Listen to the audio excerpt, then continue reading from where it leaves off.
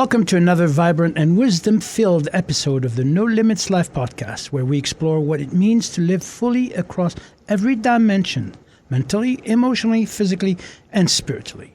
Today's guest is a living testament to reinvention, resilience, and purpose. Longevity isn't just about years, it's about depth, direction, and dedication. Our guest today is John Orcutt, a lifelong entrepreneur, philanthropist, private pilot, and family man. From humble beginnings in New Jersey to building a thriving financial career in Los Angeles, launching a real estate business in Tucson, and even stepping into Broadway investments and health food ventures, John is the definition of staying curious, driven, and generous through every chapter of life. At nearly 70 years old, he's still going strong, and giving back is at the core of who he is.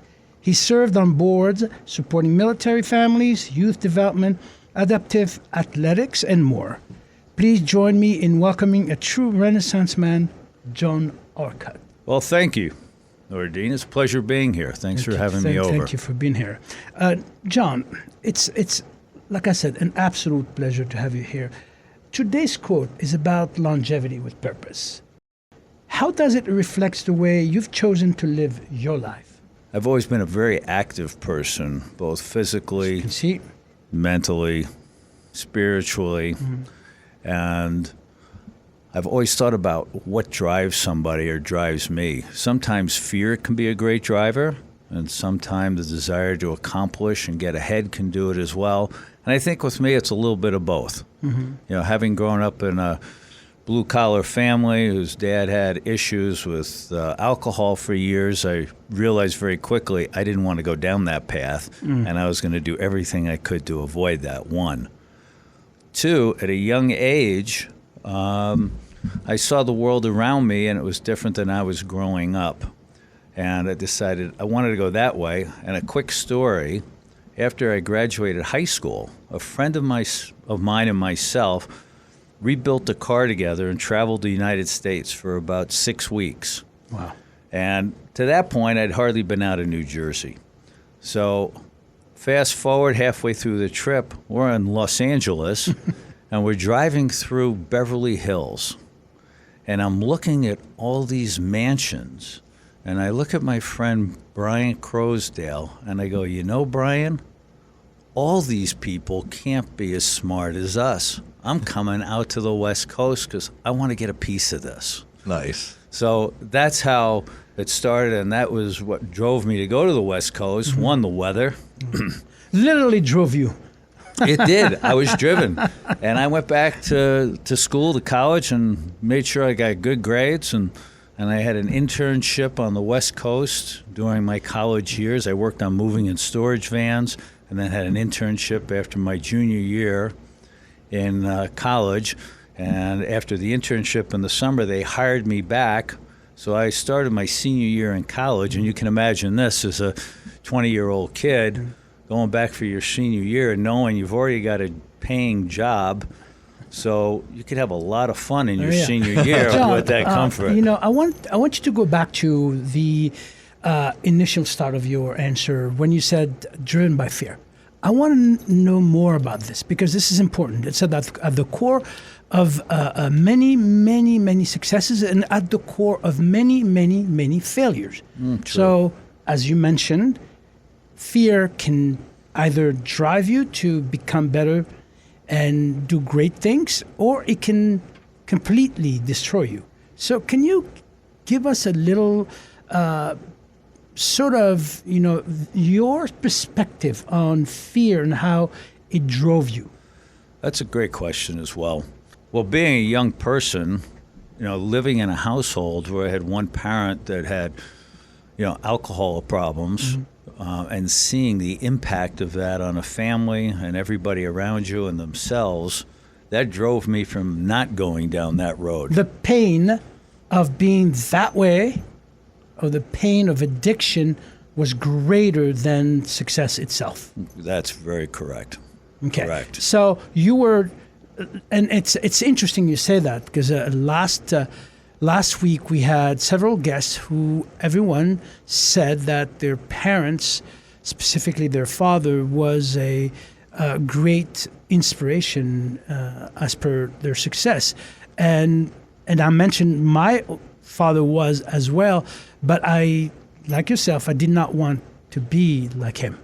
And Right. that's what drove me. The pain of seeing my father so miserable was greater than the pain of success and doing all the things. I was ready to do whatever it took, such as yourself, getting in the car, driving all the way to Los Angeles and looking at what was happening, all these mentions. You wanted so bad. This was better than what you lived with and you grew up with. So it anchored within you and sort of unleashed that magic, this powerful, drive called the power of intention. Yeah, there's a lot of truth to that, and that's correct. And it's not just fear, it's also at that time growing up, when something is dysfunctional and you're seeing a parent actually destroy themselves, it drives you a bit away also. Yeah, it creates a pain. It does. It creates a pain. It's almost like the pain that drives you and become itself inspirational. It sort of transcend itself into passion. Correct. And I don't know how to really explain it. That happened to me many times, and to many people I work with, is that the pain really drove them to a point where they found outlets to sort of take them out of that fear and put some love of being and doing something else. Well, I was just thinking about my dad. He was an mechanical engineer, and he worked in this building. He took me to work one day when I was 14, and there was no windows in the entire building. And so at the end of the day, his boss comes out and he goes, "So what do you think? You want to do this?" I go, "No." My dad's looking at me like, "What are you saying?" I go, "Man, I can't work with no windows. I can't be like my whole life trapped in this building. I can't do that." Yeah. Hey, I got a quick question for you. Two quick questions. Go ahead. What was the car? I'm a car guy. What car were you driving around in that you fixed up across the country? Oh, that time, I believe it was, what was that? It's like an old Ford, and we bought it cheap. The way I paid for part of my college was rebuilding cars. Oh, okay. And so Brian and I rebuilt this car. And Brian, I did most of the driving on that trip. Brian was a newer driver. I was only 17 at the time myself. I graduated high school at 17. And the week after we did it, Brian lost control of the car and hit a tree in the front of the post office, and we had to rebuild the car twice before we left. Man. But ever since, I've been a car guy. Yeah. You and I have had the discussion. We're car guys. I love them. Hey, so success. Obviously, you're very successful. I had a chance to visit with you, and I admire what you've accomplished. But tell us how have you been so successful for so long, like personally, professionally? And I know you give back a lot. Right. So philanthropically, how do you maintain that? Well, it's a combination of things, and I'll just relate it to a story. When I was at UBS, I had a high net worth financial team in Los Angeles. So wait, what's UBS? UBS is a Swiss bank. Okay. Okay, with big presence here in the United States as well. It's the largest private wealth manager in the world. Okay. So we had a large team out of Los Angeles, and I was successful there, and I was asked to speak to some of the new people, which I did, and I had one younger guy come up to me that was a rising star, and at that time I was probably in my mid-50s, and he goes, "Mr. Orcutt, how is it that you got so big and successful?" And I responded to him, and I said, I did it very quickly over the last 35 years. His jaw just about hit his shoes. He's 28. Hence passion. Passion doesn't have time. It's just... Look, I think it comes down to, having goals, knowing where you want to go, knowing where you don't want to go. Knowing where you want to go. And having a plan. And it takes a lot longer than you think. And in my business as managing money for people, you've got to do the right thing. You have to put your clients first. You have to put people first, and you've got to put your head in the right place. And I love what you said, about, having a plan. But before the plan, there's something called conception. You see what you want. You know where you want to go. Because if you don't know where you want to go, you're never going to get there. So once you know that, you intend to succeed. Right. Therefore, you put an action plan, just as you did. Right. Well, when I went to tell you the story about being in Beverly Hills and Bel Air, I knew I'm coming back to California because it's sunny. I can play golf when I want to. There's beautiful women everywhere. And look at all this money that's all over the place. Yeah, so I already decided that at 17 years old. You declared to yourself, you said to yourself, I am going to make it, or Correct. I am making it. But I want to make sure that the listeners and whoever is watching this show, I want them to really pay attention to this. I want to know what was going on in your head when you were all so happy and you had that core desire to succeed. What was going on inside of you? You knew you were going to do it, right? Right. Well, I also knew that by working hard, you surpass the average. That's where everybody failed to, what people fail to understand is that when we talk about hard work, we are actually working about work that has no longer that connotation of effort because you love what you do. When you love what you do, that hardness, that what we're talking about, becomes almost effortless. It's sort of a game now. Stems from the love of what you're doing. Therefore, you're no longer doing it, but you're being it. Correct. See, there's a difference between doing, which allows for the word effort, which us humans don't do very well with the word effort. That's the way it is. When you remove that word effort, effortless, it's not that it's not hard. It's you are now being what you are, quote unquote, doing. Correct.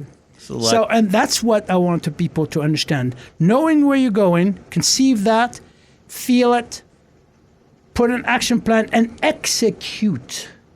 Yes, you have to execute. The other thing that I've always said is, success, isn't a measurement of where you are, but it's a measurement of where you've come from as well. Beautiful. And there's a lot of people that are going to listen that are going, I'm in a tough situation here. I may only have a high school degree, but if you can paint a picture of the future that you want to be here, you're partway on your way. What about, and I think this is super important, but I'll ask you how important you think it is, giving back. Because I know you give back quite a bit. You're a very giving person. So how important do you think that is in the whole scheme of your success? I think it's extraordinarily important, and for several reasons.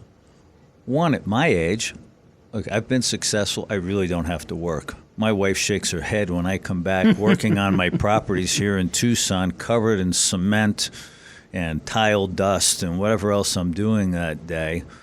But I'm doing it for my family, for my own spirit to work, and also I like giving back. So, why though? Do you feel good about it, or what? Well, one, it makes me feel good. Two, I know where I came. I know where I came from, and if I can help somebody else rise up, that's good too. And I'll tell you a story that really resonated with me when I was in the financial business early on. So this goes back 35 years ago.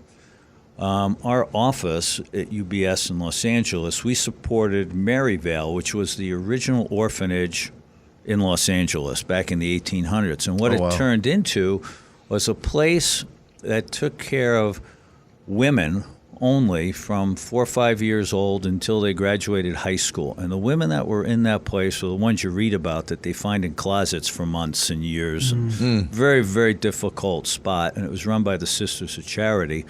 And a woman in my office was involved in that, introduced us to it, and we started supporting them. And the LA Times does a piece over Mother's Day. It's a free insert for Maryvale. And everybody that advertises in it, those proceeds go to support Maryvale. Mm-hmm. So our team, we supported them. We did some other things for them. But one of my clients called me, and she was in the magazine also, and said, I see you're involved here. And I go, well, I see you're involved. Why did you choose that? And this was a woman that had acquired significant net worth. And she said, I learned something, and this stuck with me, and it's resonated with me, and maybe it'll resonate with people listening, that she said, for me and for wealthier people, the best way to give money is to kids, military that helps support us, and education, because that money has a way of potentially coming back to society. So as an example, I'm part of First Tee. I'm on the board here in Tucson. These are kids that come out and learn how to play golf. And they learn life skills as well. Mm-hmm. And they've got a place to be for 4.5 hours, which isn't on a laptop or trying to break into your computer room someplace. Mm-hmm. And it's been extremely valuable. Purposeful giving. Purposeful giving. Yeah, and I support the military here. We got a big military community. And that contribute to the growth of society. Correct. Specifically those kids. And I'll go far beyond that, and it seems like that's what you're doing. You giving unconditionally. You're not giving because you want your name out there. You're not giving because you want something in return. You're giving because it's the right thing to do.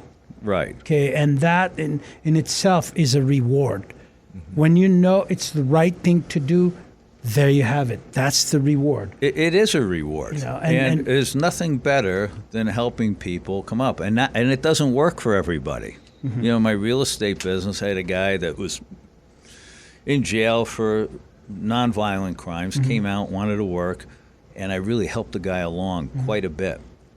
But he couldn't grasp onto it, and he floundered, and I kept helping. It finally got to the point that some people you can't help, and on the other side, there's people that John, I've been able to help materially. And then, John, it's clarity is not a given thing. I mean, you have that level of consciousness where people are at, and there's nothing you can do to elevate them to the next level.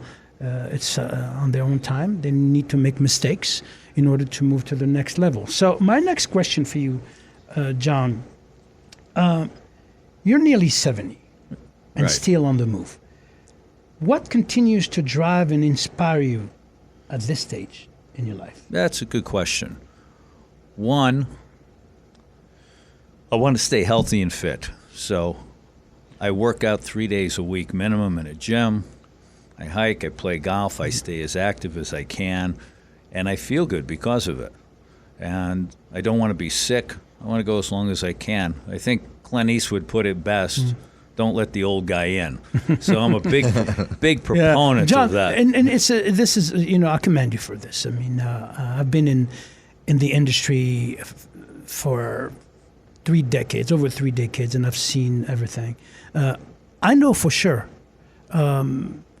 we want to stay fit. We want to inspire others to stay fit. But at the end of the day, when you wake up in the morning, the last thing you want to do is go work out.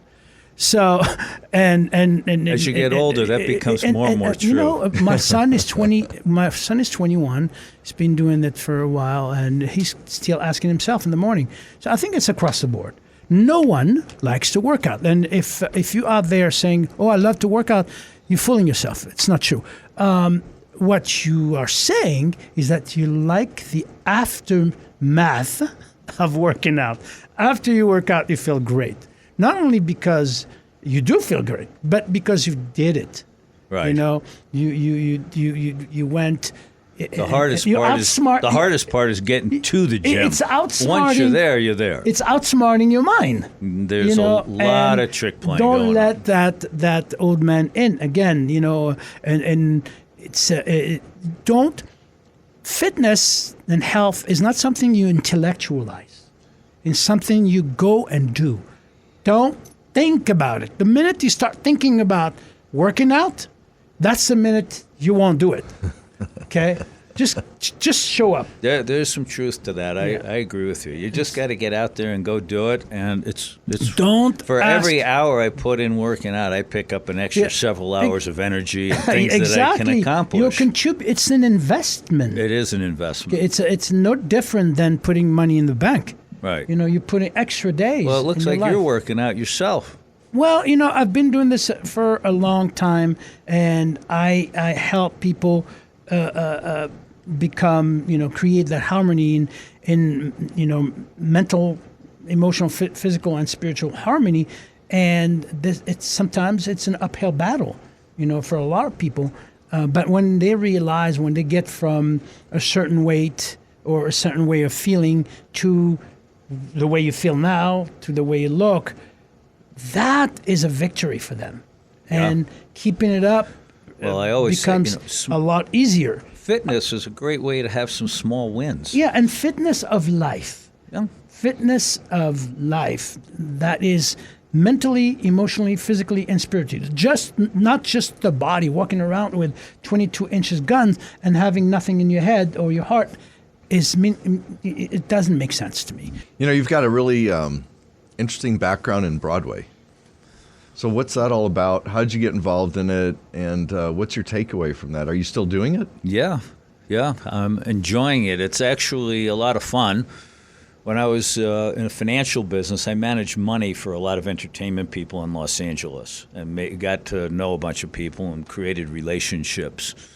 And one of the relationships I created was the guy, Ken Davenport, who's a Tony Award-winning producer out of New York, and my friend Scott Manners, who owned a talent agency, managed his wife. So we got playing golf and getting to know each other, and he introduced me to being able to invest side by side in some of the plays that he was doing. I didn't even know you could invest in a play. You can. You need to know somebody, but there are avenues to do such. And if you're interested, I'll let you know. But I'll tell you this, as an investment professional for almost 40 years, it's basically the money you can spare to lose. And I'll tell you Is it real risky? Yeah, I mean, if you're ever going to do this, you want to go participate in 4 or 5, knowing that up front and spread the money out. The very first one I did was getting the band back together on Broadway. It lasted 3 weeks, and several tens of thousands of dollars disappeared up in smoke. But it was a fun thing to do. I'm now involved in the Neil Diamond Show, Beautiful Noise, which will be here in Tucson. We're now touring. When is that in Tucson? End of June. I believe it's the 23rd or 2nd through the 29th at Centennial Hall. April. In June. Oh, June, sorry. Yep. Yeah, we had a 19-month run on Broadway, so successful. And the guy that's the lead, the young Neil Diamond, Nick Fradiani, he's an American Idol winner, and he stayed on for the tour. He's loving this role, and the guy is just awesome. So we've got that, and later this year, early next year, we've got one. It's Vacation on Broadway, the old Chevy Chase thing. It's supposed to be funny as hell. I didn't even know that was such a thing. Yeah, I love it. That's going to come to Broadway at some point, maybe this year, early next year. And one I think is going to be really well is called 3 Summers of Lincoln, which deals with Abraham Lincoln in 62, 63, 64, obviously 1800s. Right. And Outstanding. and the interaction with Frederick Douglass and how that interacted with the African-American community, because at the beginning of the Civil War, they weren't giving African-Americans weapons and guns, but they wanted to participate. And there was an interesting part of this where Lincoln, who's basically an abolitionist, but he's an attorney and a politician, so he has to be careful how he's doing this. Meets with the reverends, all the black reverends at the time, and says, look, here's my idea. We'll let you guys out of here and we'll build a community in Latin America for you guys to go. And they went, wait a minute, we helped build this country. That's not what we want to do. We want to participate and we want to fight for you guys as well. So that interaction, and then Frederick Douglass got involved, convinced Lincoln to have, black cavalries, and by the end of the war, there were 80 regiments of African Americans that helped the North win the Civil War and keep us where we are. It's going to be a great play. So it's a musical. The choreography is outstanding. And that'll hit Broadway later this year, early next year, and tour sometime Outstanding. after. John, thank you. Thank you for reminding us that age is not a limitation. It's an invitation to go deeper, give more, and live fully. And hence, it's a privilege to age. It's a privilege together because it's not a guarantee. Your journey is a map for what's possible, and passion and purpose is something that is within you. And when you align that, there's no limit to what you can do and what you can be. Thank you, John. And to our incredible listeners, if this episode gave you perspective or motivation, share it forward, subscribe, review, and keep expanding what it means to live your own no limits life.